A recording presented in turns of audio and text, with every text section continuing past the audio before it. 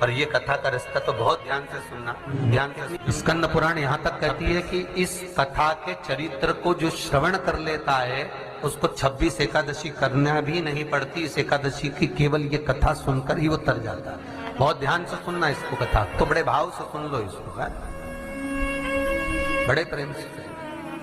सबसे पहला नियम एकादशी व्रत का, सबसे पहला नियम है कि आप जिस दिन व्रत करो उसके एक दिन पहले भक्ति का संचार इस हृदय में कर लो।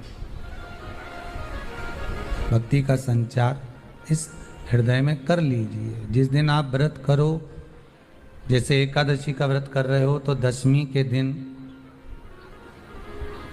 शाम का समय जब आवे, रात्रि जब होने लगे, शाम का समय आवे और रात्रि का आप जब भोजन ग्रहण करो तो उस भोजन में कोई ऐसा पदार्थ ग्रहण मत करिए जिस पदार्थ के कारण आपकी एकादशी बिगड़ जाए।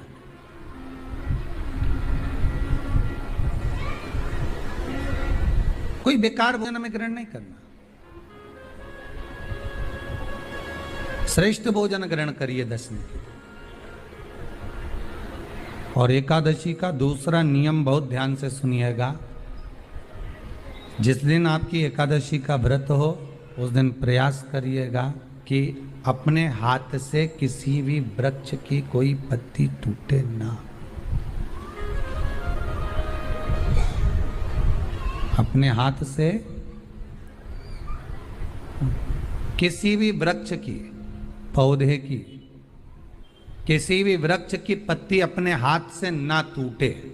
बहुत ध्यान दीजिएगा महाराज। एकादशी का ये दूसरा नियम है कि अपने हाथ से किसी पौधे की, किसी वृक्ष की, किसी डाली की कोई पत्ती टूटे ना, कोई पत्ती ना टूटे, इसका प्रयास करिए।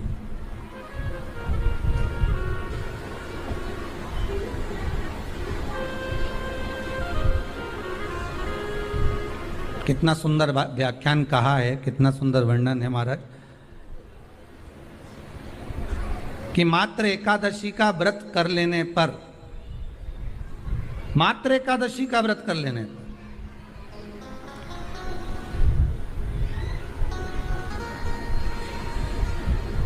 जो पूर्व में किया गया हमारा पाप कर्म है, हमने किसी जीव की हत्या करी है, हमने किसी को कष्ट प्रदान करा है, हमने किसी को अपशब्द कहा है, हमने किसी को ताने दिए, हमने किसी को आड़ा टेढ़ा कहा है, हमने किसी को गालियां दे दी है, मात्र एकादशी का व्रत ही कर लेने पर ये सारे जो दोष हैं वो समाप्त हो जाते हैं।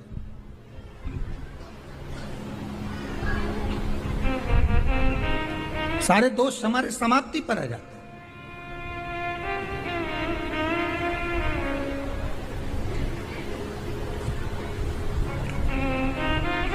अब एक विचार करिएगा थोड़ा सा अपने मन में, अपने चित्त में, अपनी वृत्ति में एक बात उतारिएगा।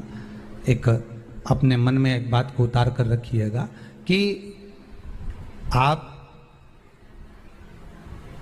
अपने पाप को, अपने पाप कर्म को जिस दिन क्षीण करने वाले हो, समाप्त करने वाले हो, अपने पाप को आप जिस दिन समाप्ति पर लेकर जा रहे हो तो उसके एक दिन पहले आपको प्रसन्नता होना चाहिए कि नहीं होना चाहिए कि कल मेरा पाप कटने वाला है, कल मेरा पाप समाप्त होने वाला है। जो मैंने पाप कर्म करा है वो समाप्त होगा, जो मैंने पाप कर्म करा है वो कल समाप्त हो जाएगा। तो एक दिन पहले आपके चेहरे पर प्रसन्नता हो कि ना हो?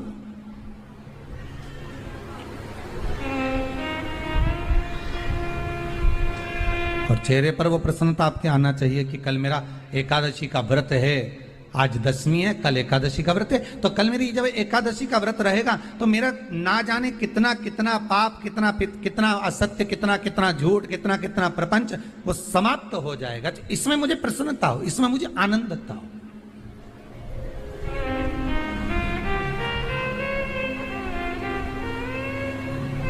तो क्या कहा गया कि प्रयास करिएगा कि एकादशी के दिन कोई वृक्ष की, कोई डाली की, कोई कोपल की कोई पत्ती ना तोड़ी जाए। क्यों? तो कहा अगर उस पत्ती को हम तोड़ देते हैं, वृक्ष की पत्ती को या क्यारे में लगी हुई कोई डाली की पत्ती को हम तोड़ देते हैं, तो एकादशी का पुण्य फल प्राप्त नहीं होता। एकादशी का कोई फल हमारे खाते में नहीं जाता, पुण्य फल प्राप्त। अब फिर भले तुम चाहे तुमने मोरधन खाया हो, चाहे तुमने फिर चिप्स खाई हो, चाहे तुमने फिर व्रत का कितना ही सामान खा गए हो और तुमने सोचा कि आज मेरी एकादशी है, तो फिर उसका कोई फल प्राप्त नहीं है, उसका कोई सुख प्राप्त नहीं है आपको, फिर उसका कोई आनंद प्राप्त नहीं है आपको, फिर उसमें कोई आनंद की अनुभूति आपको नहीं मिल रही।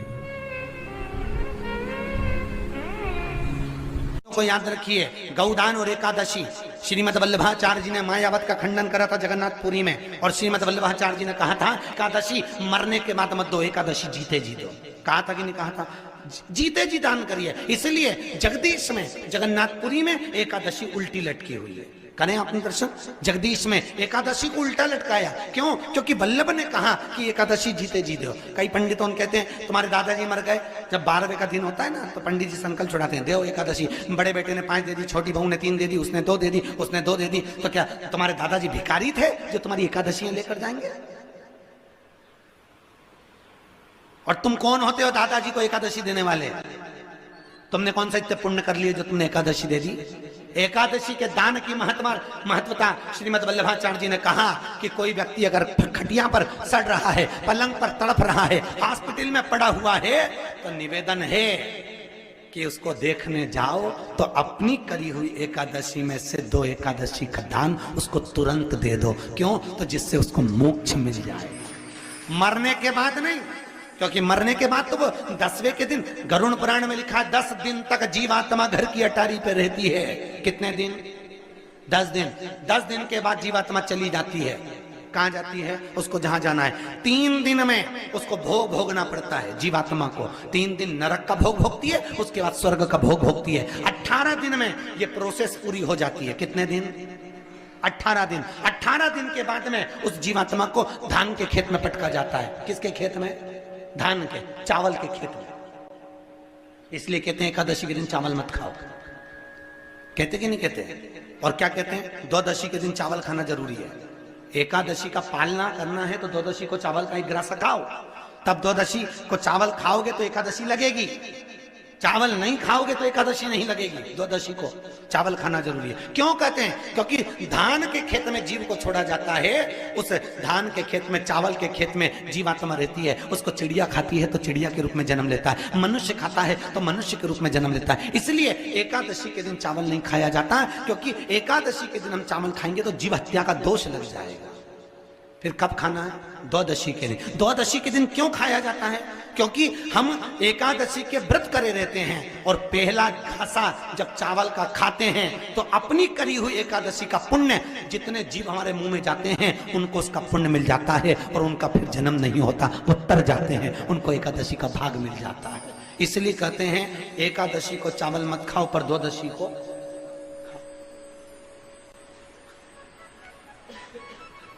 खाइए। 10 दिन तक जीवात्मा है, और आपने एकादशी कब दान दी? बोलो जम के। 12वें के दिन, 13वें के दिन आपने एकादशी का दान दिया, वो मिली उनको? अरे बोलो अच्छे से। कई तो अभी तक कर रही होगी, हमारे दादाजी के निमित्त की कर रहे हैं, कर ले। फिर वही वाली बात आ गई, गुलाब के फूल में पानी जारी है। एकादशी के दिन शंकर भगवान को चावल का दाना चढ़ाना चाहिए कि नहीं चाहिए?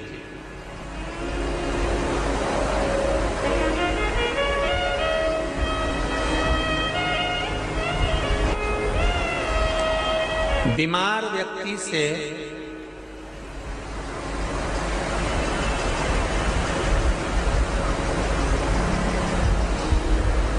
कोई बीमार व्यक्ति है, बहुत रोगीला, उसको बहुत रोग है, शुगर है, बीपी है, थायराइड है, सब कुछ है उसको,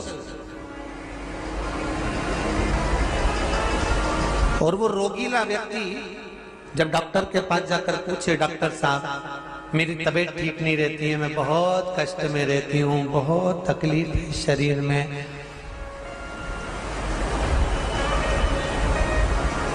और अभी सावन का महीने का व्रत आ रहा है डॉक्टर साहब, 1 महीना में व्रत करती थी पहले, करूं कि नहीं करूं? तो डॉक्टर साहब क्या बोलेंगे? बोलते जाओ जरा जम के। डॉक्टर बोलेगा कि आप व्रत मत करो। डॉक्टर एक बात कहेंगे, शरीर स्वस्थ रखना है, व्रत बाद में हो जाएगा, अगले वर्ष कर लेना, पर अभी शरीर को सही रखना।